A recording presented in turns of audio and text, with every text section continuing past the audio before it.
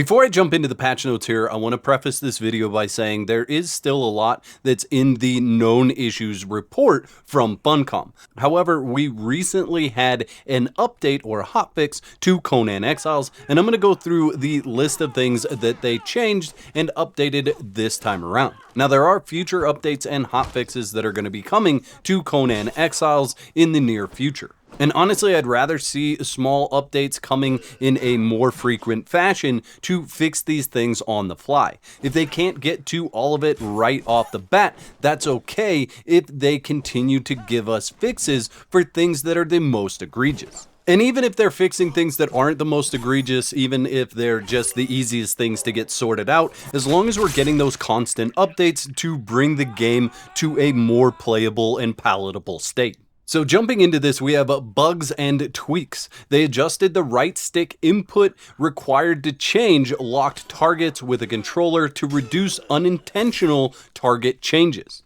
NPC-owned destructible bases now respawn more consistently. So that's going to be the All-Mariah engagement on the Exiled Lands, or the Social or New Luxor destructible buildings on the Isle of Siptah. Fixed locations that caused instant death in locations such as the Sinkhole and the Sacred Hunt Dungeon on Siptah.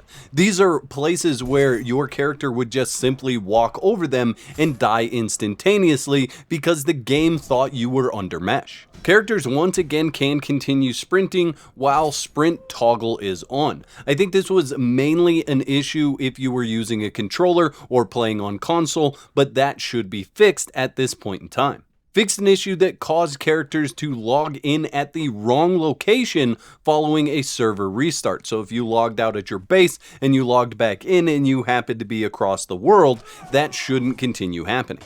Thralls and followers that were placed before the Sacred Hunt began have had a change of heart and no longer attack friendly were-hyena followers. So you shouldn't see your thralls or your other pets attacking the were-hyena if you happen to still have one. We then go into the inventory management changes. The custom split window now works within your inventory while sorting is enabled. So if you have something like heaviest first as your sorting option, then it will actually allow you to split those items into different stacks. They won't restack into the same stack as before. Only one inventory item will get highlighted after switching tabs with the item filter on. Character inventory no longer becomes unresponsive when merging stacks with sorting and filtering applied. They've updated the storage navigation on gamepad, so the left analog stick or D-pad is used to move between all storage spaces. Optionally, the right analog stick may also be used to move instantly between storage types. Now, this was a short list of bug fixes in this particular hotfix. However, like I said, I think it's better to have it now than to wait for them to fix everything and then load it to a hotfix. I would prefer seeing more hotfixes come more often than waiting long periods of time to get everything fixed at once. Now, I know that many of you are probably still upset not seeing what you feel like is the most important bug to be fixed